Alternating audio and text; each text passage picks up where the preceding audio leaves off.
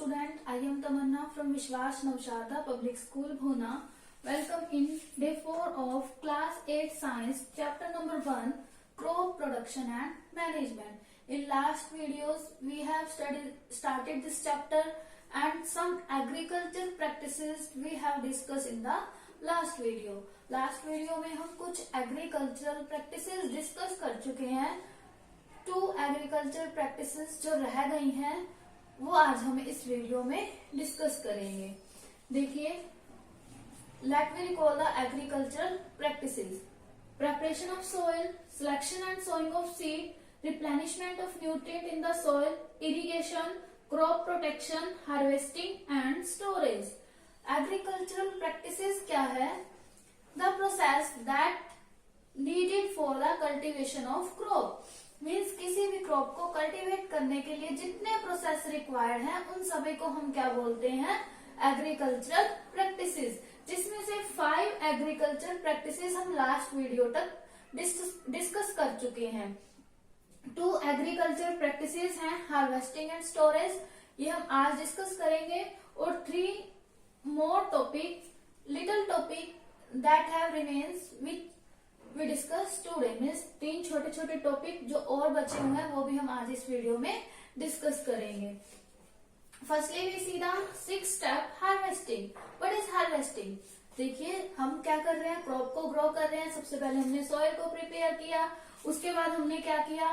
Selection and sowing of seed किया. Means seed को क्या किया? सिलेक्ट किया एंड सोन किया. फिर उसके बाद replenishment of nutrient means fertiliser और मिनरल्स का यूज किया क्रॉप को ग्रो करने के लिए. उसके बाद इरिगेशन की means regular interval of time पे वाटरिंग की प्लांट को. उसके बाद क्रॉप प्रोटेक्शन किया, मीन्स जो अनवांटेड प्लांट ग्रो हो जाते हैं साथ में उनको रिमूव किया. और क्या किया? पेस्टिसाइड से, इंसेक्टिसाइड की हेल्प से पेस्ट और इंसेक्ट को भी रिमूव कर दिया. अब हम देखते हैं कि जब पूरी तरह से क्रॉप ग्रो हो गई, मैच्योर हो गई, उसके बाद हम क्या करते हैं? क्रॉप को कट करते हैं. तो what is harvesting? The cutting of crop after maturing the crop. Means जब क्रॉप पूरी तरह से मैच्योर हो गई उसके बाद हम क्या करते हैं? क्रॉप को कट कर लेते हैं. उसी प्रोसेस को हम क्या बोलते हैं? हार्वेस्टिंग. ठीक है, उसी को हम बोलेंगे हार्वेस्टिंग. अब जो हार्वेस्टिंग है वो किस टाइप से की जाएगी? जब हमें पता लग गया कि हार्वेस्टिंग क्या है, कटिंग ऑफ प्लांट है, उसके बाद सभी के माइंड में यही क्वेश्चन आएगा कि हार्वेस्टिंग जो है वो किस तरह से की जाएगी. तो व्हाट इज हार्वेस्टिंग या फिर हाउ हार्वेस्टिंग इज डन, किस तरह से की जाती है? तो 2 टाइप से की जाती है, या तो मैन्युअली की जाएगी या फिर मशीन्स की हेल्प से की जाएगी. अब जब हम मैन्युअली करते हैं तो हम किसकी हेल्प से करते हैं? सिक्कल. सिक्कल जिसको मतलब देसी लैंग्वेज में वो दात्री बोलते हैं, उसकी हेल्प से हम क्या करते हैं? हार्वेस्टिंग करते हैं. और मैनुअल थ्रेशिंग में मैन की हेल्प से ही थ्रेशिंग की जाती है. ऐसे कट करके इस तरह से उसके बंडल बना लिए जाते हैं क्रॉप्स के और उसको इस तरह से बीट किया जाता है ताकि ग्रेन अलग हो जाए. तो ये मैनुअल थ्रेशिंग होती है. कट किया जाएगा सिकल की हेल्प से और ग्रेन को अलग किया जाएगा. मैनुअल थ्रेशिंग मीन्स उसके क्रॉप के पूरे बंडल बना के सिकल से कट करने के बाद और उसको इस तरह से बीट किया जाएगा ग्रेन को सेपरेट करने के लिए. ये तो हुआ मैनुअल कि मैन से किस तरह से की जाती है. ओके, अब थ्रेशिंग जो है मैन की हेल्प से की जाएगी. इसमें देखिए बहुत ज्यादा टाइम कंज्यूम होगा. अगर इस तरह से बंडल बना के हम तो उसे बीट करेंगे फिर ग्रेन को सेपरेट करेंगे, उसमें बहुत ज्यादा टाइम कंज्यूम होने वाला है. इसलिए जो थ्रेशिंग है वो किसकी हेल्प से की जाती है? मशीन की हेल्प से की जाती है, जिसे हम क्या बोलते हैं? थ्रेशर बोलते हैं. मीन्स थ्रेशर की हेल्प से की जाती है threshing. What is thresher? A machine that is used for threshing the crop. Threshing means for separate the grain. ठीक है, ग्रेन को सेपरेट करने के लिए जो मशीन यूज की जाती है उसे हम क्या बोलते हैं? Thresher. Next is what is, यहां तक क्या हुआ? ग्रेन सेपरेट हो गए. ओके, ग्रेन सेपरेट हो जाएंगे इन स्टेप्स से. अब देखो कंबाइंड मशीन क्या होती है? अब कटिंग भी की जाती है, उसके बाद थ्रेशिंग भी की जाती है. अब कटिंग और थ्रेशिंग दोनों ही फंक्शन जो परफॉर्म करे मशीन उसे हम क्या बोलते हैं? कंबाइन. कंबाइन के नाम से ही पता चल रहा है कि कोई भी 2 काम इकट्ठे हो रहे हैं, कंबाइन हो रहे हैं. मीन्स कटिंग भी हो रही है इसमें और क्या हो रही है? हार्वेस्टिंग भी हो रही है. ठीक है, हार्वेस्टिंग हो रही है मीन्स कटिंग हो रही है और साथ में थ्रेशिंग हो रही है, तो दो फंक्शन साथ साथ परफॉर्म हो रहे हैं, उसे हम क्या बोलते हैं, कंबाइन मशीन। मीन्स हार्वेस्टिंग भी हो रही है इससे, कटाई भी हो रही है और थ्रेशिंग भी हो रही है, मीन्स ग्रेन सेपरेट भी हो रहे हैं इससे, तो इसे हम बोलते हैं threshing. Next we move on winnowing. Winnowing क्या है, देखिए जब हमने थ्रेशिंग कर ली, ग्रेन को सेपरेट कर लिया, तो ग्रेन सेपरेट करने के बाद भी कुछ हस्क पार्टिकल जो है वो ग्रेन के साथ रह जाते हैं।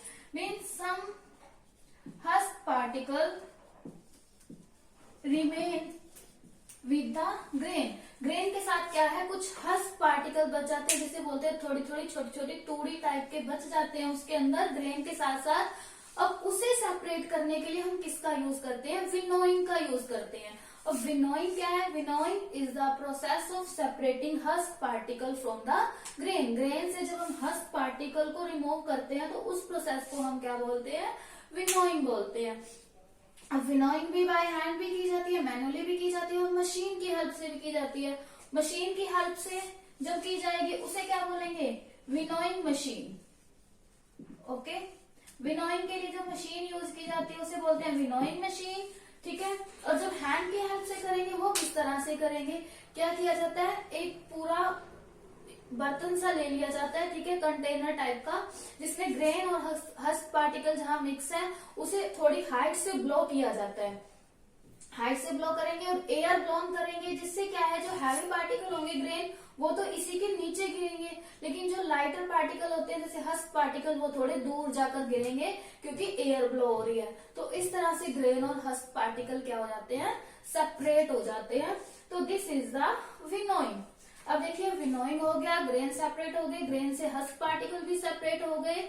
तो हार्वेस्टिंग तक हमने क्या रीड कर लिया कि ग्रेन पार्टिकल जो है वो किस तरह से हमने सेपरेट करने हैं। अब ग्रेन पार्टिकल भी सेपरेट हो गई, उसके बाद क्या प्रॉब्लम आएगी कि हम उसे स्टोर कैसे करेंगे। अब देखिए नेक्स्ट स्टेप जो है स्टोरेज, वो यही है कि ग्रेन सेपरेट होने के बाद हम क्या करते हैं, स्टोर कर लेते हैं। अब स्टोर करने के लिए क्या क्या करना चाहिए हमें, जब भी हमने क्रॉप्स को स्टोर करना है तो क्रॉप को स्टोर करने के लिए पहले उसे अच्छी तरह ड्राई करना चाहिए, ठीक है।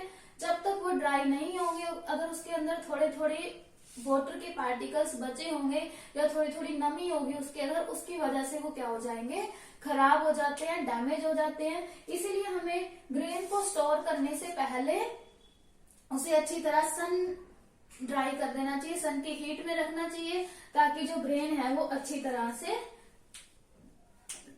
से ड्राई हो जाए और वो डैमेज ना हो, ताकि जो उसके अंदर जितना भी मॉइस्चर कंटेंट है वो सारा का सारा क्या हो जाए, ड्राई हो जाए। अब देखिए स्मॉल स्केल पे अगर हमने करना है तब तो हम कर लेंगे सनलाइट में ड्राई, बट अगर हमें कमर्शियल स्केल में लार्ज स्केल पे करना है तब हम क्या करते हैं, बड़े बड़े ड्रायर्स होते हैं जो हॉट एयर को ब्लो करते हैं, उनकी हेल्प से हम क्या करते हैं, ग्रेन को ड्राई करते हैं, ठीक है। इस तरह से हम ग्रेन को ड्राई करते हैं। उसके बाद स्टोर करेंगे किसमें, अब देखिए जब ग्रेन ड्राई हो गए उसके बाद हम स्टोर करेंगे। अब स्मॉल स्केल पे करना है तो फार्मर क्या करते हैं, जो जूट बैग होते हैं जिसे आप बोरी बोलते हैं, जूट बैग में स्टोर कर लेते हैं, या फिर मेटलिक बीन्स में, जैसे हमारे घर में कनक के जो ड्रम होते हैं वो होते हैं उसमें स्टोर करते हैं। लेकिन ये तो स्मॉल स्केल पे हो गया, जूट बैग में या फिर मेटलिक बीन्स में।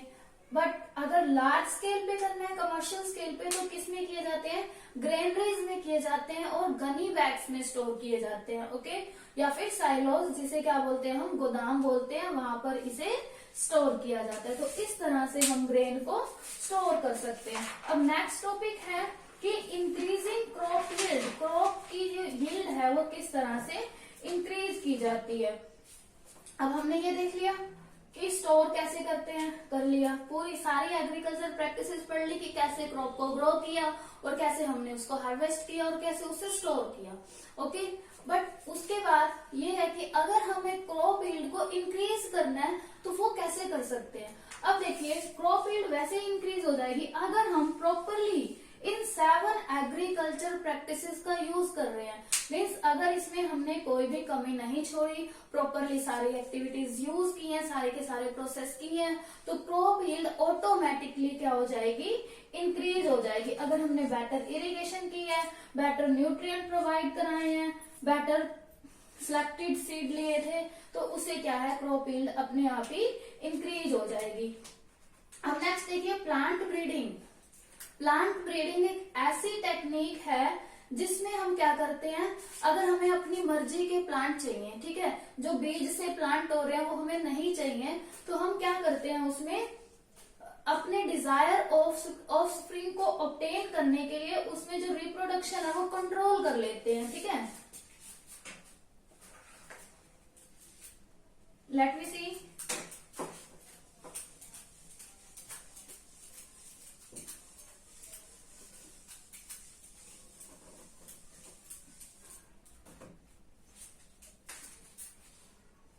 We discussing the increasing crop yield. अभी हमने देखा कि अगर हम सारी एक्टिविटीज यूज कर रहे हैं प्रॉपरली तो क्रॉप यील्ड अपने आप ही इंक्रीज हो जाएगी। और दूसरा एक मेथड है प्लांट ब्रीडिंग। प्लांट ब्रीडिंग क्या है, एक ऐसा मेथड है जो साइंटिस्ट ने फाइंड आउट किया है। इसमें क्या होता है कि जो प्लांट अपने आप ग्रो हो जाते हैं उसे हम क्या कर देते हैं, रोक देते हैं, ठीक है, उसमें रिप्रोडक्शन को कंट्रोल कर देते हैं। मीन्स जो प्लांट रिप्रोडक्शन है, कंट्रोल प्लांट रिप्रोडक्शन की अपने आप वो रिप्रोड्यूस ना कर सके, हम क्या करते हैं, प्लांट रिप्रोडक्शन को कंट्रोल कर लेते हैं।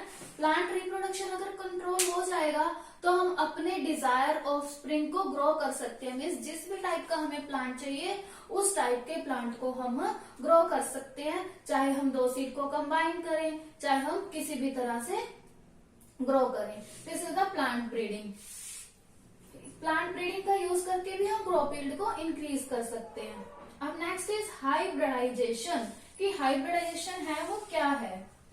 ये भी क्या है, एक ऐसी टेक्निक है जिसमें हम क्रॉस ब्रीडिंग का यूज करके नई नई वैरायटी ऑफ क्रॉप को ग्रो कर सकते हैं। मीन्स हाइब्रिडाइजेशन क्या है, इसमें हम क्रॉस ब्रीडिंग कराते हैं, क्रॉस ब्रीडिंग कराएंगे और न्यू वैरायटी ऑफ क्रॉप को ग्रो करेंगे। जैसे मान लो कि एक प्लांट है हमारे पास, एक प्लांट को ले लिया, एक प्लांट के एक सीड को ले लिया, दूसरे प्लांट फिर डिफरेंट वैरायटी के सीड को ले लिया, दोनों को कंबाइन करके ग्रो कर दिया, तो इसे हम क्या बोलते हैं, हाइब्रिडाइजेशन। मीन्स हमने क्रॉस ब्रीडिंग कराया कि एक सीड से ग्रो नहीं हुआ, वो मतलब डिफरेंट वैरायटी ऑफ सीड से न्यू प्लांट बना।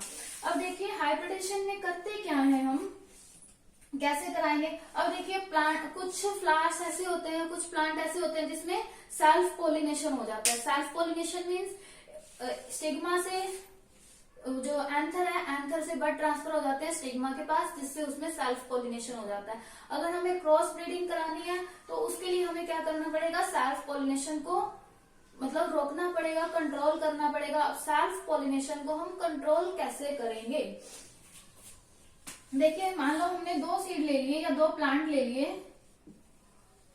2 प्लांट लिए हैं, एक को हमने मेल मान लिया, एक को हमने फीमेल मान लिया। ये हमने सपोज कर लिया कि एक क्या है, मेल है और एक क्या है, फीमेल है।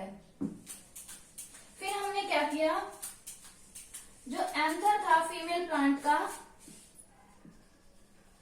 देखो फीमेल प्लांट है तो उसके अंदर एंथर नहीं होगा, ठीक है, फीमेल प्लांट का हमने एंथर रिमूव कर दिया। एंथर क्या किया, रिमूव कर दिया। किस लिए रिमूव कर दिया फीमेल प्लांट का एंथर, ताकि उसके अंदर सेल्फ पोलिनेशन ना हो सके। फिर इस तरह से हमने दोनों प्रोसेस को या फिर दोनों मेल और फीमेल प्लांट को कंबाइन कर दिया। इससे क्या होगा, फिर न्यू वैरायटी का प्लांट बनेगा। और इस प्रोसेस को हम क्या बोलते हैं, इमेस्क्यूलेशन। इमेस्क्यूलेशन मीन्स हमने क्या किया, 2 प्लांट लिए, एक मेल और एक फीमेल। जो फीमेल प्लांट था उसके एंथर को हमने रिमूव कर दिया टू प्रोटेक्ट द या फिर to control the self pollination. Okay, this is the process of emasculation और this is the process of hybridisation, कि हम क्रॉस ब्रीडिंग का यूज करके किस तरह से न्यू वैरायटी ऑफ प्लांट को ग्रो कर सकते हैं। अब next and last one topic is food from animals, कि एनिमल से जो हमें फूड मिलता है वो क्या क्या मिलता है और किस टाइप से मिलता है। अब देखिए साइंस की ऐसी ब्रांच जो एनिमल से मिलने वाले फूड पे या फिर एनिमल की फीडिंग केयरिंग से डील करती है, उसे हम क्या बोलते हैं, एनिमल हस्बेंड्री। मीन्स साइंस की ऐसी ब्रांच जो एनिमल की केयरिंग से या फिर जिसे हम हमारी लैंग्वेज में बोल सकते हैं कि पशुओं को पालने से रिलेट कर रही है, उसे हम क्या बोलते हैं, एनिमल हस्बेंड्री। मीन्स पशुओं को पालना, उसकी देखभाल करना, वो क्या हो जाएगा, एनिमल हस्बेंड्री। ठीक है, एनिमल्स में तो सारे एनिमल्स आ जाएंगे, उनकी पूरी अच्छी तरह से देख रेख करना, उनको फीडिंग कराना।